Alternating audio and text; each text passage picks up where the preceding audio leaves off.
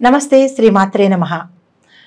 ఇప్పుడు మనం నవంబర్ మాసం 2024, 2025 మార్చి వరకు మేషాది ద్వాదశ రాశుల వరకు ఎలా ఉండబోతోంది, వారి యొక్క శుభాశుభ ఫలితాలు ఏమిటి, ఏం చేయాలి, ఏం చేయకూడదు, సూచనలు, పరిహారాలు అవన్నీ ఇప్పుడు మనం ఒక్కొక్కటిగా చూద్దాము. తదుపరి రాశి కర్కాటక రాశి. ఈ రాశి వారికి ధనం విషయంలో అన్ని విధాల యోగ్యదాయంగాను లాభదాయకంగాను ఉంది. ఏ పని తలపెట్టినా మీకు అన్ని విధాల లాభాలే చేకూరుతాయి. పెండింగ్ వ్యవహారాలన్నీ మీకు పరిష్కారానికి వస్తాయి. స్థిరాస్తిని అభివృద్ధి చేస్తారు. వ్యాపార అభివృద్ధి, ధనలాభము, కుటుంబంలో సౌఖ్యము, ఉద్యోగస్తులకు ప్రమోషన్లు, మీరు ఏదైతే అనుకుంటారో ఆ స్థలానికి బదిలీలు, కొంచెం కోర్టు వ్యవహారాలు కొంచెం ఒకంత కష్టంగా ఉన్నప్పటికీ కోర్టు వ్యవహారాల్లో జయమైతే పొందుతారు, కొంచెం కష్టపడి మాత్రం జయాన్ని పొందుతారు. అయితే అడ్వకేట్స్కి, లాయర్లకి, డాక్టర్లకి ధన సంపాదన చాలా విశేషంగా ఉంటుంది. గృహ నిర్మాణము, వాహనం కొనుక్కోవడము, తర్వాత గృహాల్లో శుభకార్యాలు, వివాహాలు, శుభకార్యాలు జరుగుతాయి కాబట్టి ఒకంత ధనం వ్యయము అవుతుంది.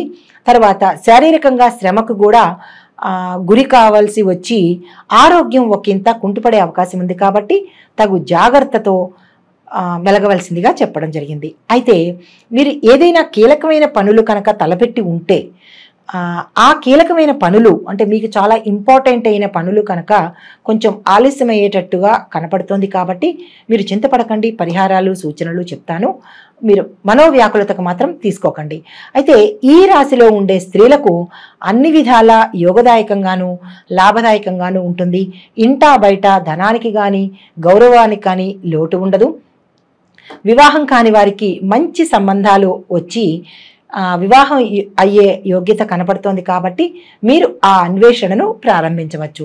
సంతాన యోగం కావలసిన వాళ్ళకి మంచి సంతాన ప్రాప్తి ఈ మాసాలలో నేను చెప్పినట్టు 2024, 2025లో కూడా మీకు చెప్పిన మాసాలను చాలా అనుకూలంగా మార్చుకుని ఆ దిశగా ప్రయాణం చేయండి. అయితే ఇంట్లో భార్యాభర్తల మధ్య అన్యోన్యమైన వాతావరణం నెలకొంటుంది. తరువాత ఆరోగ్య విషయంలో మాత్రం ఒకంత జాగ్రత్త పాటించండి. తరువాత ప్రత్యేకమైన సూచన ఏంటంటే ఔషధ సేవనం చేయవలసిన అవసరం కనబడుతోంది కాబట్టి ఇక్కడ మీరు ధన్వంతరి మంత్రాన్ని కనుక జపించుకున్నట్టయితే ఆ అవకాశం కూడా రాకుండా ఉంటుంది. రెండోది ఏంటంటే మీరు ఏదైతే ఆరోగ్యపరంగా నిర్లక్ష్యం చేస్తున్నారో ఒకసారి గుర్తు తెచ్చుకొని ఆ పరంగా మీరు జాగ్రత్త వహించినట్టయితే అవకాశం కూడా ఉండదన్నమాట. అయితే ఇంకొకటి, ఆరోగ్యాని కోసం మీరు ధనాన్ని ఖర్చు పెట్టవలసి వస్తుంది కాబట్టి ఆరోగ్యం మీద ప్రత్యేకమైన శ్రద్ధ పెట్టండి. తర్వాత విద్యార్థులకు చెప్పదగిన సూచన ఏంటంటే ఈ మాసంలో మీరు ఏ కోర్సులో చేరినా మీరు పాస్ అవుతారు. మీరు అనుకున్న ర్యాంకుల్ని మీరు సాధించగలుగుతారు. జ్ఞాపక శక్తి మాత్రం కొంచెం తగ్గేటట్టుగా సూచన కనబడుతోంది కాబట్టి ఇతర వ్యాపకాలను కాస్త పక్కన పెట్టి మీ కెరియర్ మీద, మీ కొత్త కోర్సుల మీద దృష్టి పెట్టాలి, తప్పనిసరిగా చేయాలి. అయితే ఇక్కడ మీకు విదేశాలకు వెళ్ళాలి అని అనుకున్న వాళ్ళు అశ్రద్ధ చెయ్యకుండా మీరు మొదటి అర్థంలో అంటే ప్రథమార్థంలో కనుక మీరు ప్రయత్నాలు చేసినట్టయితే మీకు 2025 అర్ధ సంవత్సరం లోపల మీకు మంచి అవకాశాలు వస్తాయి. దాన్ని మీరు ఒడిసిపట్టుకోవాలి, వదులుకోవద్దు. తగు సమన్వయం పాటించండి. అంటే ఏది మీకు అనుకూలము అనేది కొంచెం సమయస్ఫూర్తితో మెలగండి. తర్వాత వ్యవసాయదారులకు 2 పంటలు మంచి లాభాన్ని తెచ్చిపెడతాయి. తర్వాత క్రిమికీటకాదుల వల్ల కొంత పంట నష్టమయ్యే సూచన కనపడుతోంది కాబట్టి జాగ్రత్త వహించండి. తర్వాత పెట్టుబడులు పెడదాము అని అనుకున్న వాళ్ళు, వ్యవసాయదారులు దేని మీదైనా సరే కొత్తగా పెట్టుబడి పెడదాము అంటే కనుక ఈ మాసాల్లో మీరు పెట్టుబడి జోలికి వెళ్ళవద్దు. తరువాత మేము ఆల్రెడీ పెట్టుబడి పెట్టేశాము అని అనుకున్న వాళ్లకు ఒక సూచన ఏంటంటే దాన్ని విత్డ్రా చేసుకోండి లేదా మధ్యలో ఆగిపోండి. దాన్ని కంటిన్యూ అయితే మాత్రం చెయ్యకండి. ఆ అవకాశం లేదు అని అనుకుంటే కనుక నేను చెప్పబోయే పరిహారాలను తప్పకుండా పాటించండి. మీరు నష్టాల జోలికి వెళ్లకుండా ఉంటారు. కొత్తగా రుణాలను మాత్రం ఆ జోలికి వెళ్ళకండి. పాత రుణాలు తీర్చేస్తారు కాబట్టి ఈ మాసంలో కొత్త రుణాల జోలికి వెళ్ళవద్దు. తరువాత ఏమైనా కొత్తగా పంటలు వెయ్యాలి అని అనుకుంటే కనుక ద్వితీయార్థంలో మీరు ఆ ప్రయత్నాలు చేయండి, సక్సెస్ సాధిస్తారు. అంటే మంచి పంట లాభాలు వస్తాయన్నమాట. అది తదుపరి ఉద్యోగస్తులకు ఉద్యోగంలో అభివృద్ధి ఉంది, మీరు అనుకున్న ప్రదేశాలకు బదిలీలు వస్తాయి, ధన లాభము అంటే రావాల్సిన పాత ఏరియర్స్ ఏమైనా మీకు ఉంటే కనుక అది ఈ మాసంలో వస్తుంది. 4 వైపుల నుంచి మీకు ఆకస్మిక ధనప్రాప్తి వచ్చే అవకాశం కనపడుతోంది. అది ఎక్కడి నుంచో అనేది మీరు జాగ్రత్తగా చూసుకోండి. అయితే స్థలాలు మారే అవకాశం ఉంది. అంటే ఉద్యోగంలో అవ్వచ్చు, లేదా మీరు ఉండే నివాసంలో కూడా స్థల మార్పులు జరుగుతాయి. అది ఒకసారి పరికించి చూసుకోండి. ఉద్యోగంలో మార్పులు కూడా వస్తాయి కాబట్టి ఈ సమయంలో మీరు ఏం చేస్తారంటే మీకు కావలసిన రంగాన్ని మీరు ఎంచుకొని ఆ దిశగా, మీకు ఇప్పుడు ఉన్న రంగం, మీరు చేస్తున్న ఉద్యోగం మీకు నచ్చలేదు, కొత్త ఉద్యోగంలోకి వెళ్ళాలి అన్న తలంపు వచ్చినప్పుడు మీకు ఏ కెరీర్ అయితే బాగుంటుందో, ఏ రంగం వైపు వెళ్ళాలనుకుంటున్నారో ముందుగా ఆలోచన చేసి ఆ దిశగా మీరు వెళ్ళవచ్చు. అయితే ఇంకొకటి ఏంటంటే నిరుద్యోగులకు ఉద్యోగ అవకాశాలు చాలా ఆలస్యంగా అందుతాయి. దాని గురించి మీరు చింతపడకండి. చెప్పే పరిహారాలు, సూచనలు పాటించి మీరు ముందుకు వెళ్ళవచ్చు. తర్వాత వ్యాపారస్తులకు ఈ మాసం చాలా లాభసాటిగా ఉంది. భాగస్వామ్య వ్యాపారం మీకు చక్కగా కలిసి వస్తుంది. కొత్తగా వ్యాపారంలో చేరదామని అనుకున్న వాళ్ళు నేను చెప్పిన మాసాలని మీరు చక్కగా సద్వినియోగం చేసుకోండి.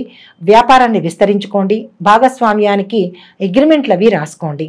తర్వాత ధనారీత్యా కూడా మీకు ఒకంత సర్దుబాటు కాకపోయినా, ప్రథమార్థంలో సర్దుబాటు కాకపోయినా మీకు తర్వాత రోజుల్లో మీరు అనుకున్న ధనం మీకు చేతికి వస్తుంది. అది అపురూపంగా అవ్వచ్చు, లేదా అంటే ఆకస్మికంగా కూడా రావచ్చు మీకు. తర్వాత భాగస్వామి వ్యాపారం, ఆ వచ్చిన భాగస్వామి వల్ల మీకు వ్యాపారం మరింత విస్తృతి అయ్యే అవకాశం కనపడుతోంది. తర్వాత ఈ మాసం 2వ దశలో మీరు కొత్త వ్యాపారాలు ఎక్స్పాన్షన్ చేద్దాము అని అనుకుంటున్నారా, లేదా చేసే వ్యాపారం వదిలేసి ఇంకొక కొత్త వ్యాపారం, ఉదాహరణకి వస్త్ర వ్యాపారం చేస్తున్నారు ఇప్పటి వరకు, లేదు నాకు వస్త్ర వ్యాపారం వద్దు ఇంకొక వ్యాపారం చేపడతాను అని అనుకున్న వాళ్ళు కూడా ఈ మాసంలో చక్కగా మీరు వ్యాపారాన్ని మార్చుకోవచ్చు. తర్వాత క్రీడాకారులు, కళాకారులకు టీవీ, సినీ నట వర్గం వారికి చాలా ప్రోత్సాహకరంగా ఉంటుంది.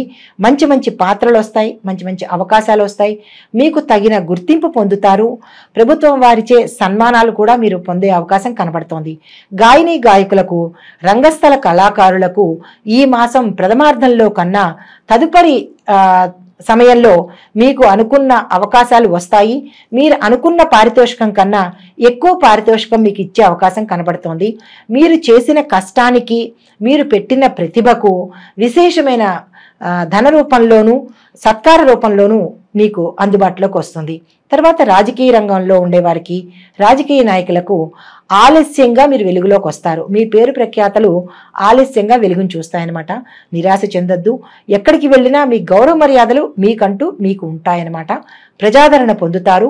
కొంత సొమ్ము ఖర్చు అయ్యే అవకాశం కనబడుతోంది. అది మీరు ఎక్కడ పెడుతున్నారు అనేది ఒకంత జాగ్రత్త చూసుకుని అక్కడ మీ సొమ్మును ఖర్చు పెట్టండి. తర్వాత మీకు మిత్రుల దగ్గర నుంచి కానీ, కుటుంబ పరంగా కానీ, లేదా ఎక్కడి నుంచైనా ప్రజల దగ్గర నుంచి కానీ ఒకంత అపనిందలు పడే అవకాశం కనబడుతోంది. కాబట్టి ఆ ప్రదేశం ఎక్కడ అనేది మీరు కొంచెం ఆలోచించి మీరు ఆ నిర్ణయం తీసుకోండి. అధిష్టాన వర్గం నుంచి మాత్రం మీకు మంచి పేరు ప్రఖ్యాతలు వస్తాయి.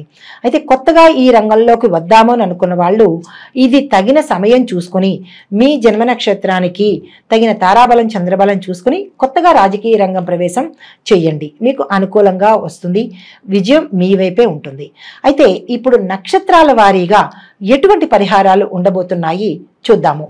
ముందుగా పునర్వసు 4వ పాదం వారికి అక్టోబర్ మాసం 2024, 2025 సంవత్సరంలో మొదటి అర్ధంలో మీకు అన్ని విధాలా చాలా చక్కగా ఉంటుంది, లాభదాయకంగా ఉంటుంది, యోగ్యంగా ఉంటుంది. తర్వాత శనేశ్వరుడికి అంటే గ్రహశాంతి కోసము మీరు శనేశ్వరుడికి కొద్దిగా కేజింపావు నువ్వులు ఇవ్వలేని వాళ్ళు కొద్దిగానైనా సరే, అంటే 2 గుప్పెళ్ళో 1 గుప్పెడో మీకు అనుకూలమైనన్ని కొనుక్కుని నల్ల నువ్వులను దానంగా శనివారం నాడు ఇవ్వండి.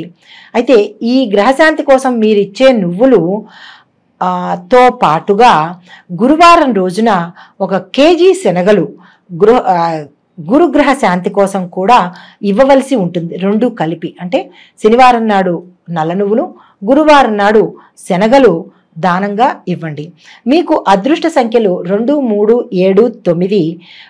అదృష్ట వారాలు సోమ, గురు, శనివారాలు.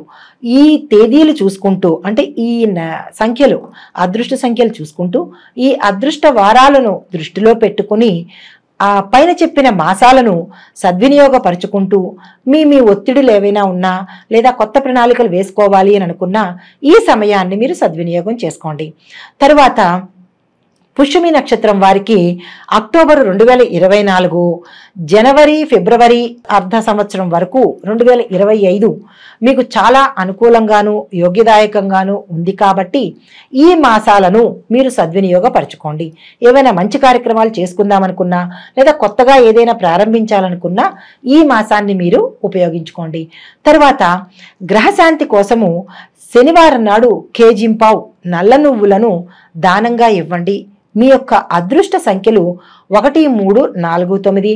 అదృష్ట వారాలు ఆదివారం, బుధవారం, శనివారము. ఈ అదృష్ట సంఖ్యలను ఉపయోగించుకుంటూ ఈ అదృష్ట వారాలలో మీరు ఏదైతే కొత్త ప్రణాళికలు చేసుకుంటారో ఆ ప్రకారంగా మీరు పనిని ప్రారంభించుకోండి. ఇవన్నీ మీకు అనుకూలించేవన్నమాట. అయితే తదుపరి ఆశ్లేష నక్షత్రం వాళ్ళకి అక్టోబరు మరియు నవంబరు 2024, 2025 ఫిబ్రవరితో పాటు అర్ధ సంవత్సరంలో ఉండే మాసాలు మీకు అన్ని విధాల లాభదాయకంగాను యోగ్యంగాను కనపడుతోంది. కాబట్టి మీరు ఏదైనా కొత్త ప్రణాళికలు వేసుకున్నా, కొత్త కార్యాలు ఏదైనా చేద్దామనుకున్నా ఈ మాసాన్ని మీరు వినియోగించుకుంటూ ఇప్పుడు నేను చెప్పబోయే అదృష్ట సంఖ్యలు, అదృష్ట వారాలను కూడా మీరు సద్వినియోగపరచుకోండి. అయితే వీరికి అదృష్ట సంఖ్యలు 2, 3, 4, 5. అదృష్ట వారాలు ఆది, బుధ, శుక్ర. ఈ వారాలు ఉపయోగించుకుని, ఈ సంఖ్యలను ఉపయోగించుకుని మీరు ఏ పని తలపెట్టినా ఆ సమయంలో మీరు చేసుకోవాల్సిందిగా చెప్పడం జరిగింది. అయితే ఇప్పుడు మొత్తంగా రాశిలో ఉన్న వాళ్ళకి, అంటే కొంతమందికి నక్షత్రాలు తెలియకపోవచ్చు, మరి మేము ఎలా పాటించాలండి, మాకు నక్షత్రం తెలియదు అంటారు. వారు ఏం చేయాలంటే, అందుకే నేనేం చెప్తున్నాను, మొత్తం ఈ రాశిలో ఉండే వాళ్ళ అందరికీ కూడా మీకు రాశి అయితే తెలుస్తుంది కదా, కాబట్టి ఈ రాశిలో మీరు చేయవలసిన పరిహారాలు ఏంటో చూద్దాము. నక్షత్రాల వారీగా కాకుండా రాశి వారికి శనేశ్వరుడికి 19,000 మీరు జపం చేయించి శనివారం నాడు రాహునకు మినువులు, శనేశ్వరుడికి నల్ల నువ్వులు కనుక దానం ఇచ్చి, శనేశ్వరుడి దేవాలయాలు ఇటు మందపల్లి కానీ, లేదా అది కుదరని వాళ్ళు దగ్గరలో ఉన్న మన నవగ్రహ ఆలయాలు ఉంటాయి కదా, దానిలో శనేశ్వరుడికి, రాహువుకి మీరు ప్రదక్షిణాలు చేయండి. తర్వాత శనేశ్వరుడికి ప్రత్యేకంగా శనిత్రయోదశి నాడు తైలాభిషేకం చేయించుకోండి. అష్టాదశ పీఠం యొక్క దర్శనం చేయగలిగిన వారు చెయ్యండి. చెయ్యలేను అని అనుకున్న వారికి మాత్రమే దుర్గాదేవి ఆలయాలను సందర్శిస్తూ బాలా త్రిపుర సుందరి దేవి యొక్క అష్టోత్తరము, రాజరాజేశ్వరి అమ్మవారి యొక్క అష్టోత్తరాన్ని పఠించండి లేదా వినండి. తర్వాత నిత్యము శుక్రవారం పూట లలితా సహస్రనామ పారాయణ చెయ్యడం ప్రత్యేకమైన సూచనగా చెప్పడం జరిగింది. అయితే ఈ రాశి వారికి, ఈ రాశి మొత్తంలో ఉండే నక్షత్రాల వారికి కలిపి అదృష్టమైన శుభప్రదమైన రంగులు తెలుపు, పసుపు, ఎరుపు. ఈ 3 రంగులు మీకు అదృష్టాన్ని కలిగిస్తాయి, శుభాన్ని చేకూరుస్తాయి. కాబట్టి మీరు ఈ రంగులతో, ఆ సంఖ్యలతో, ఆ మాసాలతో, ఈ వారాలతో మీరు అనుకున్న పనులను నిర్విఘ్నంగా సాగించవచ్చు. అయితే ఈ రాశి వారు జపించవలసిన మంత్రము ఓం హిరణ్య గర్భాయ అవ్యక్త రూపిణే నమః అనే ఈ మంత్రాన్ని 108కి తక్కువ కాకుండా జపించుకోండి. ప్రతి గ్రహాలకి ఖగోళ శాస్త్రపరంగా ప్రతి గ్రహము చరిస్తూ ఉంటుంది, అంటే కదులుతూ ఉంటుంది. కాబట్టి ఇవి ప్రత్యేకంగా ఒక్కొక్కళ్ళకి చెప్పేది కాదు. అంటే ఇప్పుడు పలానా వాళ్ళకి అని చెప్పేది కాదు. ఆ రాసుల్లో కొన్ని కోట్ల మంది ఉండవచ్చు, ఆ నక్షత్రంలో కొన్ని కోట్ల మంది ఉండవచ్చు. ఇవి గోచార ఫలితాలు, అంటే చెరించే ఫలితాలే కానీ ఇది ఇదమిద్ధంగా ఇది ప్రత్యేకంగా వీరికి అని చెప్పడానికి మాత్రం కాదు. ఇది మీకు ప్రత్యేకంగా కావాలి అని అనుకుంటే మీ పేరుతో, నాకు ఇలా జరగట్లేదేంటి, అది అందులో ఇలా చెప్పారు, నాకు ఇలా జరగట్లేదు, ఇది తప్పు, అది కాదేమో అని జ్యోతిష శాస్త్రాన్ని మాత్రం అవమానపరచకూడదు కదా. ఇది పేరుని బట్టి చెప్పేది కాదు. ఇది కొన్ని వేల మంది, కొన్ని లక్షల మందికి ఈ రాశిలో ఉన్న వాళ్ళకి, ఈ నక్షత్రంలో ఉన్న వాళ్ళకి ఎలా ఉండబోతోంది అని చెప్పేది మాత్రమే. కానీ తప్పనిసరిగా ఇది మీకు అని మీరు మీ స్వయానికి మాత్రం అన్వయించుకోకండి, భయపడకండి.